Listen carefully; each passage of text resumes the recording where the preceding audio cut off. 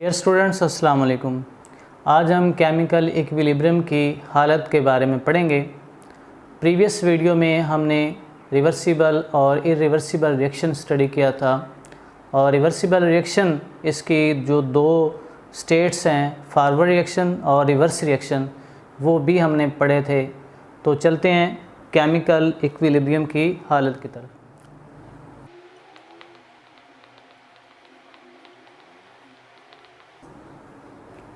लफ्ज़ इक्विलिब्रियम से मुराद है तवाज़ुन, जिसे इंग्लिश में बैलेंस कहा जाता है। केमिस्ट्री की ज़ुबान में जब फॉरवर्ड रिएक्शन का रेट रिवर्स रिएक्शन के रेट के बराबर हो जाता है और रिएक्शन करने वाले मिक्सचर के अज्ज़ा की मिक़दार कांस्टेंट हो जाती है, तो ये हालत केमिकल इक्विलिब्रियम की हालत कहलाती है।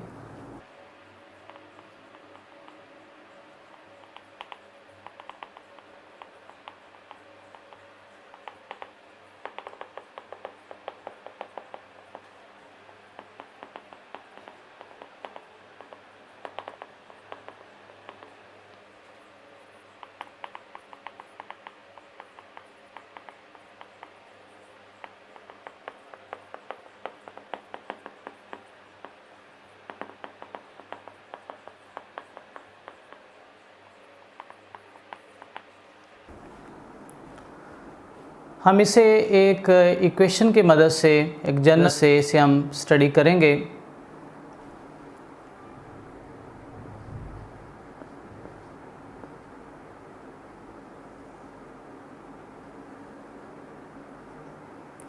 कैल्शियम कार्बोनेट जब इसे गर्म किया जाता है तो ये कैल्शियम ऑक्साइड और कार्बन डाइऑक्साइड में डिकम्पोज हो जाता है।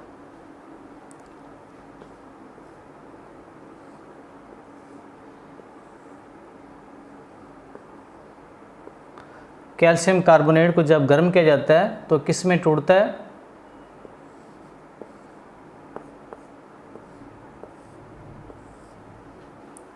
कैल्शियम ऑक्साइड और कार्बन डाइऑक्साइड। इसे अगर हम बंद कर लें तो उस सूरत में ये एक रिवर्सिबल रिएक्शन बन जाएगा। लेकिन अगर हम इसे खुला छोड़ दें, इस फ्लास्क को अगर हम बंद ना करें, तो उस सूरत में ये जो कार्बन डाइऑक्साइड है वो बाहर निकल जाएगी। तो उस सूरत में ये इरिवर्सिबल रिएक्शन होगा, क्योंकि कैल्शियम कार्बोनेट जब टूटेगा तो कैल्शियम ऑक्साइड कार्बन डाइऑक्साइड में तब्दील होगा और जब कार्बन डाइऑक्साइड एस्केप कर जाएगी तो उस सूरत में ये रिएक्शन रिवर्स नहीं होगा, तो जिसकी वजह से ये इरिवर्सिबल हो जाएगा। लेकिन अगर हम यहाँ पे इसको बंद कर लेते हैं, इस फ्लास्क को, तो उस सूरत में कैल्शियम ऑक्साइड कार्बन डाइऑक्साइड के साथ रिएक्ट करेगा और उसके नतीजे में कैल्शियम कार्बोनेट दोबारा से बना देगा और इस तरह से ये एक रिवर्सिबल रिएक्शन होगा। तो रिवर्सिबल रिएक्शन, इसमें कैल्शियम कार्बोनेट जब डिकम्पोज होता है और कैल्शियम ऑक्साइड में और कार्बन डाइऑक्साइड में तब्दील होता है, तो इसी तरह से ये कैल्शियम ऑक्साइड कार्बन डाइऑक्साइड आपस में कंबाइन होते हैं और ये कैल्शियम कार्बोनेट में तब्दील हो जाते हैं। एक वक्त ऐसा आता है कि जब इसका डिकम्पोज होने का रेट और इसका कंबाइन होकर दोबारा से कैल्शियम कार्बोनेट में तब्दील होने का रेट बराबर हो जाता है, तो उस हालत को केमिकल इक्विलिब्रियम की हालत कहा जाता है। यानी जिस रेट के साथ, जिस शरह के साथ ये डिकम्पोज हो रही है, उसी शरह के साथ ये कंबाइन हो रहे हैं और दोबारा से कैल्शियम कार्बोनेट बना रहे हैं, तो उस हालत को केमिकल इक्विलिब्रियम की हालत कहा जाता है। यानी ये फॉरवर्ड रिएक्शन और ये रिवर्स रिएक्शन, इन दोनों के रेट्स जब बराबर हो जाएं तो उस हालत को केमिकल इक्विलिब्रियम की हालत कहा जाता है। अब केमिकल इक्विलिब्रियम की जो हालत है, इस हवाले से दो अमकानात हैं कि ये जो इक्विलिब्रियम है ये स्टैटिक भी हो सकता है और डायनामिक भी।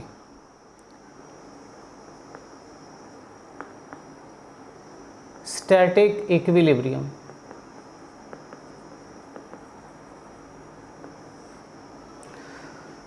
स्टैटिक इस लिहाज से कि स्टैटिक लफ्ज़ का मतलब है ठहर जाना, रुक जाना और मज़ीद आगे ना चलना। स्टैटिक इस लिहाज से है कि जब रिएक्शन मज़ीद आगे ना बढ़े यानी रुक जाए, कोई जब रिएक्शन मज़ीद आगे ना बढ़ रहा हो तो ऐसे रिएक्शन को स्टैटिक इक्विलिब्रियम कहा जाता है। ऐसे इक्विलिब्रियम को स्टैटिक इक्विलिब्रियम कहा जाता है।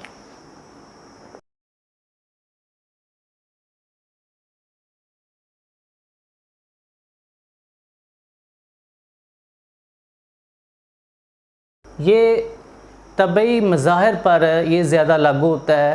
फ़ॉर एग्ज़ाम्पल इसकी हम एक जनरल जी जो हम एग्ज़ाम्पल है इसकी वो हम देखते हैं कि ये एक दीवार है और इस दीवार के दोनों अतराफ़ में हम इक्वल फोर्स लगाते हैं, यानी एक जैसी अपोज़िट फोर्स लगाते हैं। मुखालिफ अतराफ़ से एक जैसी फोर्स लगाते हैं तो उस सूरत में दीवार गिरेगी नहीं, यानी दोनों अतराफ़ से अगर एक जैसी फ़ोर्स अप्लाई हो उसके ऊपर लगाई जाए तो उस सूरत में वो दीवार गिरेगी नहीं। तो ऐसे ही समझा जाता है कि ये जो इक्विलिब्रियम है वो एक्चुअली क्या है, स्टैटिक इक्विलिब्रियम है। यानी इसके बारे अजम्पशन है कि एक इसकी वजाहत है कि ये इक्विलिब्रियम स्टैटिक इक्विलिब्रियम है कि जिसमें मज़ीद आगे रिएक्शन ना बढ़े। इसी तरह से एक रस्सी को अगर दोनों अतराफ़ से यकसा क़ुव्वत के साथ खींचा जाए अपोज़िट अतराफ़ में तो वो भी किसी एक जानब नहीं झुकेगी बल्कि इक्विलिब्रियम की हालत में रहेगी, तो वो भी स्टैटिक इक्विलिब्रियम में होगी। अब नेक्स्ट है डायनामिक इक्विलिब्रियम।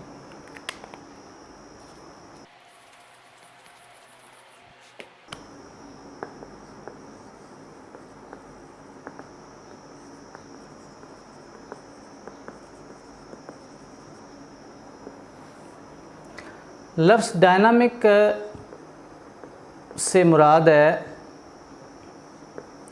हरकत में होना,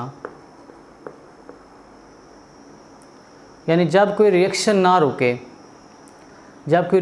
रुके और सिर्फ़ उसके फॉरवर्ड और रिवर्स रिएक्शन के रेट एक दूसरे के बराबर लेकिन मुखालिफ सिमत में हों तो ये डायनामिक इक्विलिब्रियम कहलाती है। यानी फॉरवर्ड रिएक्शन और रिवर्स रिएक्शन ये एक दूसरे के बराबर हों लेकिन मुखालिफ सिमत में हों तो ये डायनामिक इक्विलिब्रियम कहलाती है। तो इसका मतलब है कि डायनामिक इक्विलिब्रियम में जो फॉरवर्ड रिएक्शन का रेट रिवर्स रिएक्शन के रेट के बराबर होता है। For example H2 + I2 converts into hydrogen iodide. Hydrogen iodide जैसे बनता है तो ये दोबारा से हाइड्रोजन में और आयोडीन में तब्दील हो जाता है। तो यानी जितना रिएक्शन फॉरवर्ड जा रहा है उतना ही रिएक्शन उसी स्पीड से, उसी रफ्तार से, उसी रेट से, शरह से वापस आ रहा है। तो इस लिहाज से यानी दोनों मुखालिफ अतराफ़ से ये फॉरवर्ड भी जा रहा है, रिवर्स डायरेक्शन में मूव कर रहा है, तो ऐसा केमिकल इक्विलिब्रियम डायनामिक इक्विलिब्रियम कहलाता है। यानी जिसमें फॉरवर्ड रिएक्शन का रेट रिवर्स रिएक्शन के रेट के बराबर हो जाए तो ऐसे इक्विलिब्रियम को क्या कहते हैं, डायनामिक इक्विलिब्रियम।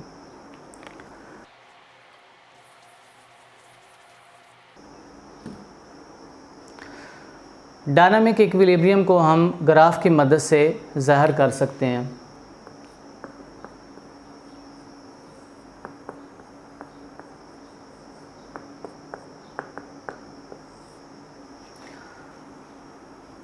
शुरू में जब रिएक्टेंट्स आपस में मिलते हैं तो उनकी मिकदार ज़्यादा होती है, तो इसी वजह से फॉरवर्ड रिएक्शन का जो रेट है वो ज़्यादा तेज़ होता है। फॉर एग्ज़ाम्पल हाइड्रोजन आयोडीन से मिलती है तो हाइड्रोजन और आयोडीन शुरू में इनकी जो कॉन्सेंट्रेशन है वो ज़्यादा होती है और ये किस में तब्दील होते हैं, हाइड्रोजन आयोडाइड में। अब जैसे जैसे वक्त गुज़रता चला जाता है इसकी जो कंसंट्रेशन है उसमें कमी वाक़या होती है, यानी जितनी मिकदार इसकी कम होगी उतनी मिकदार ये बढ़ती जाएगी, यानी हाइड्रोजन आयोडाइड की, क्योंकि रिएक्टेंट से ही प्रोडक्ट्स बनती हैं। तो जैसे ये प्रोडक्ट बन जाएंगे उसके बाद ये दोबारा से किस में चेंज जाएगी, हाइड्रोजन में और आयोडीन में। अब हाइड्रोजन और आयोडीन ये दोबारा से रिएक्ट करेंगे और हाइड्रोजन आयोडाइड में तब्दील हो जाएंगे, और इस तरह से और एक वक्त ऐसा आएगा कि दोनों के रेट्स के दरमियान में इक्विलिब्रियम कायम हो जाएगा, यानी ये इक्विलिब्रियम की हालत में चले जाएंगे। तो जितना रिएक्शन फारवर्ड जाएगा उतनी रिएक्शन रिवर्स आएगा, तो इनके दरमियान में इक्विलिब्रियम कायम हो जाएगा। तो इसे हम एक ग्राफ की मदद से ज़ाहिर करेंगे। ये हमारे पास वाई एक्सिस है और ये एक्स एक्सिस है। वाई एक्सिस पे हम रेट ऑफ रिएक्शन ले लेते हैं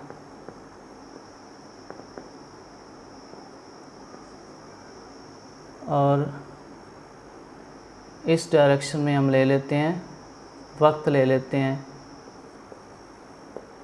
टाइम, ले लेते हैं मिनट्स। ये 10 मिनट, 20 मिनट, 30,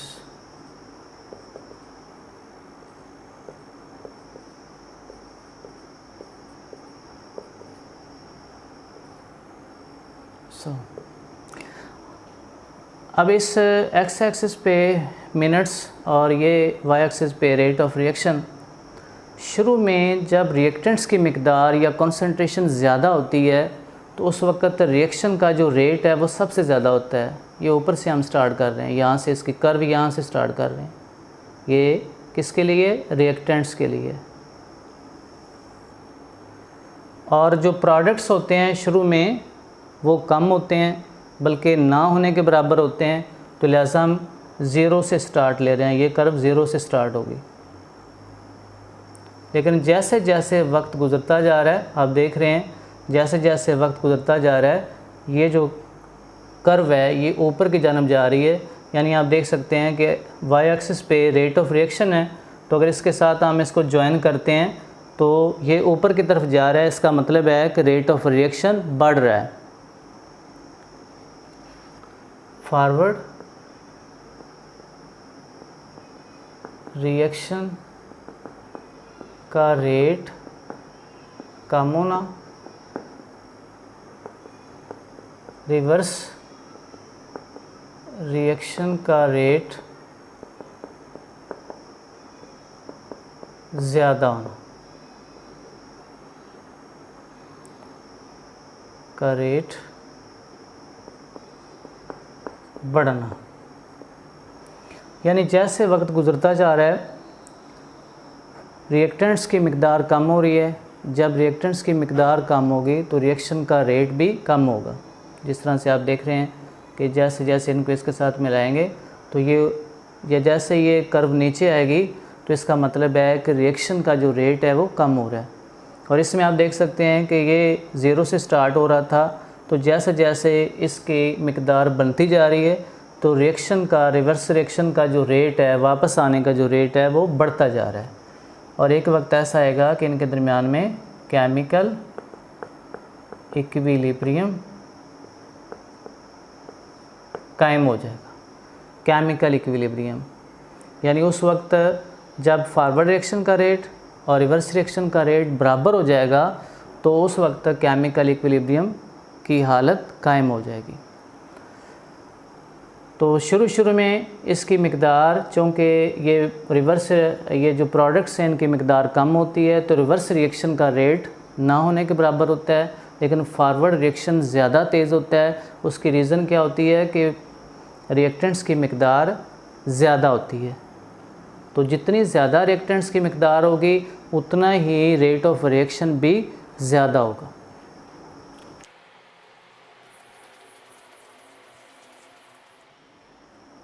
नेक्स्ट है फॉरवर्ड रिएक्शन।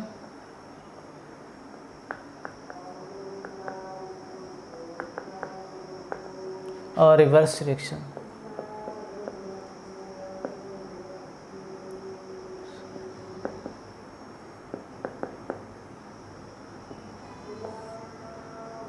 फॉरवर्ड और रिवर्स रिएक्शन में जो बुनियादी फ़र्क है,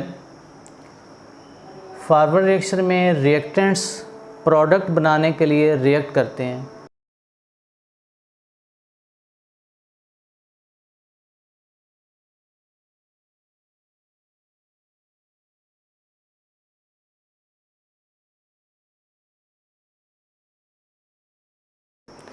जबकि रिवर्स रिएक्शन में प्रोडक्ट्स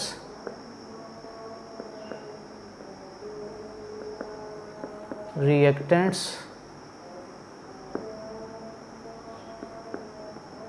बनाने के लिए रिएक्ट करते हैं।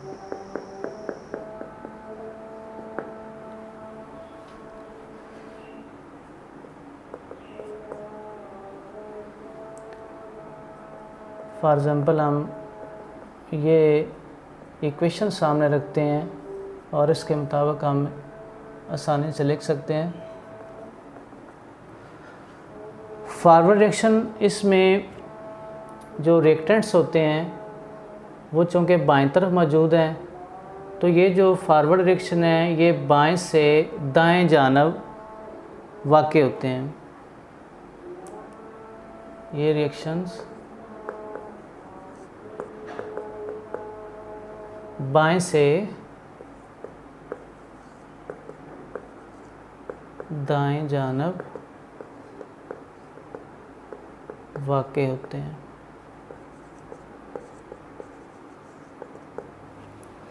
और जो रिवर्स रिएक्शन है ये दाएं से बाएं जानब।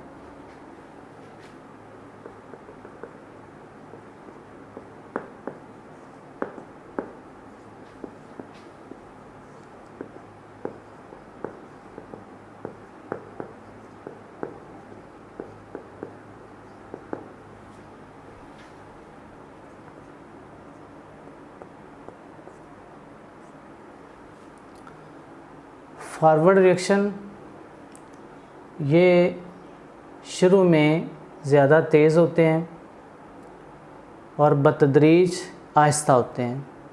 यानी शुरू में आप देखें कि इनकी मिक़दार ज़्यादा होगी और फिर जैसे ये प्रोडक्ट्स बन जाएंगे तो फिर इनकी चूँकि मिक़दार कम होगी, जैसे मिक़दार कम होगी तो रेट ऑफ फॉरवर्ड रिएक्शन भी कम होता चला जाएगा। यानी जो रिएक्शन होता है वो किस पे डिपेंड करता है? कॉन्सेंट्रेशन पे। ये बतदरीज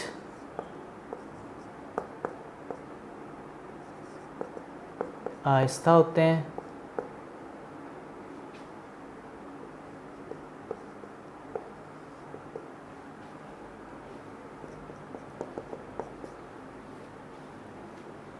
ये बतदरीज तेज़ होते हैं।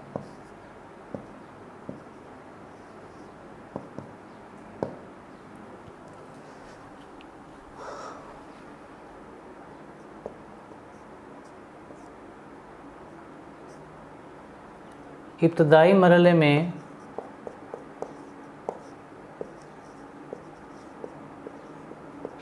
फॉरवर्ड रिएक्शन का रेट तेज़ होता है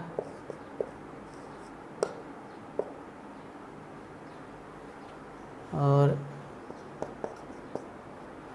इसका इब्तदाई मरहले में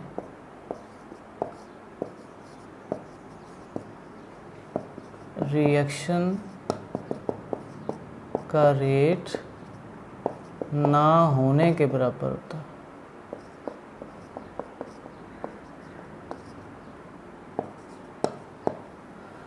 तो ये तो फॉरवर्ड रिएक्शन और रिवर्स रिएक्शन ये बाज़ औक़ात कंपैरिजन में आ सकता है।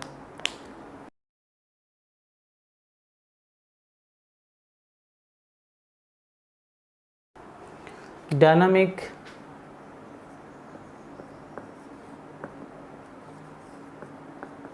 इक्विलिब्रियम की मैक्रोस्कोपिक खसूसियात।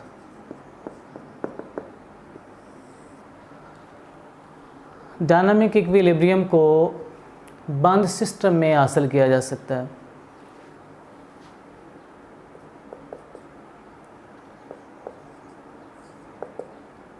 बंद सिस्टम में हासिल किया जा सकता है।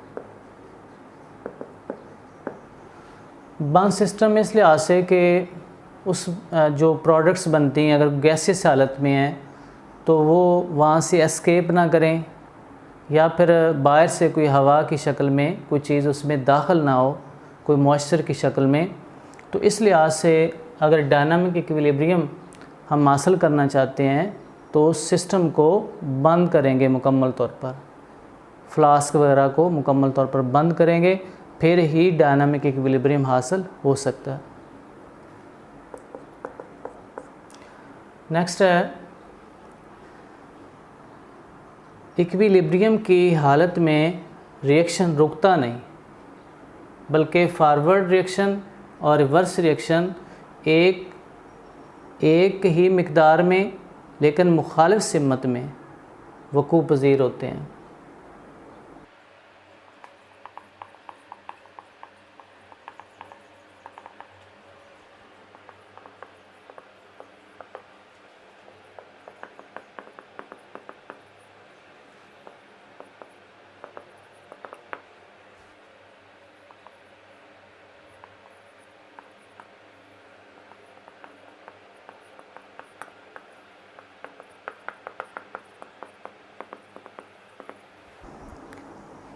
यानी डायनामिक इक्विलिब्रियम में जब फॉरवर्ड रिएक्शन होता है, रिएक्टेंट्स प्रोडक्ट्स बनाते हैं, तो प्रोडक्ट्स दोबारा से रिएक्टेंट्स में तब्दील होते हैं। तो ये जो रिएक्शंस होते हैं ये किसी एक स्टेज पे रुकते नहीं हैं, यानी प्रोडक्ट्स बनाकर रुक गए, ऐसा नहीं होता, या रिएक्टेंट्स पर रुक गए।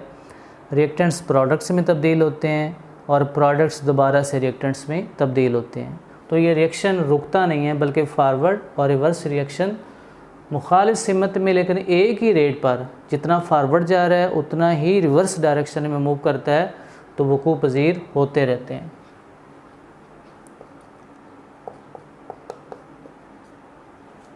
इक्विलिब्रियम की हालत में रिएक्टेंट्स और प्रोडक्ट्स की जो कंसंट्रेशन है वो बरकरार रहती है। यानी जब इक्विलिब्रियम कायम हो जाता है तो उस सूरत में जो उसकी रिएक्शन मिक्सचर के जो अज्ज़ा होते हैं वो कांस्टेंट रहते हैं, हत्ता कि उनकी तबाई खसूसियात में जिस तरह से रंग है, उसकी जो डेंसिटी वगैरह, ये सारे तब्दील नहीं होते।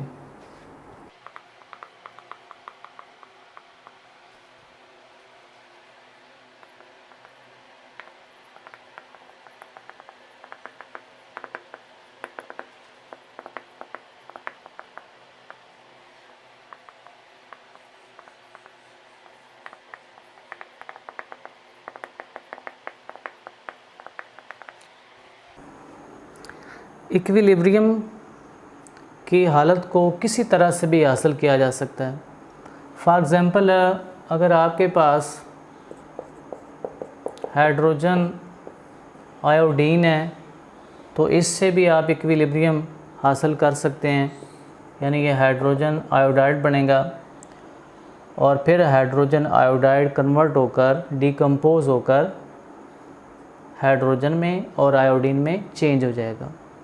चाहे तो आपके पास ये प्रोडक्ट हैं, यानी अगर आप हाइड्रोजन आयोडाइड ले लें तो उससे भी आप क्या करेंगे, हाइड्रोजन और आयोडीन पैदा कर लेंगे। यानी ये हाइड्रोजन आयोडीन बनेगा और हाइड्रोजन आयोडीन दोबारा से हाइड्रोजन आयोडाइड में कन्वर्ट हो जाएगा और इस तरह से इनके दरमियान में इक्विलिब्रियम कायम हो जाएगा। तो चाहे आप रिएक्टेंट्स ले लें, चाहे आप प्रोडक्ट्स ले लें, तो इक्विलिब्रियम की हालत को आप किसी तरह से भी हासिल कर सकते हैं।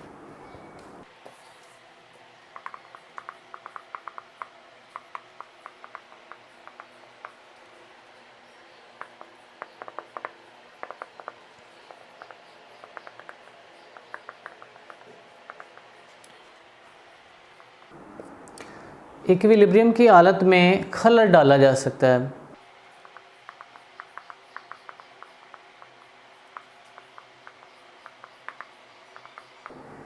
और खलल कैसे डालते हैं? कंसंट्रेशन उसकी चेंज करके, या उसमें उसका जो टेम्परेचर है वो चेंज करके, या उसके ऊपर जो प्रेशर है उसको तब्दील करके। ये आप मज़ीद एफएससी में पढ़ेंगे, ली शैटलर्स प्रिंसिपल, उसमें इसको वज़ाहत के साथ बयान किया गया है। तो कंसंट्रेशन चेंज करके, फॉर एग्ज़ाम्पल ये है कि अगर आपके पास ये रिएक्शन है तो इसमें हम क्या करते हैं, फॉर एग्ज़ाम्पल इसमें से प्रोडक्ट्स को निकाल दें, तो जितना प्रोडक्ट निकालेंगे तो ये दोबारा से इक्विलिब्रियम कायम हो जाएगा, यानी ये रिएक्शन फारवर्ड जाएगा और दोबारा से हाइड्रोजन आयोडाइड बनाएगा।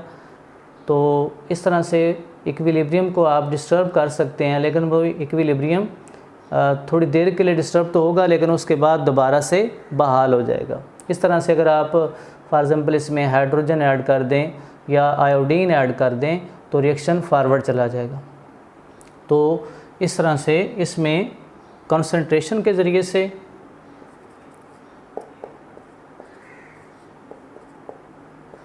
टेम्परेचर के ज़रिए से और प्रेशर,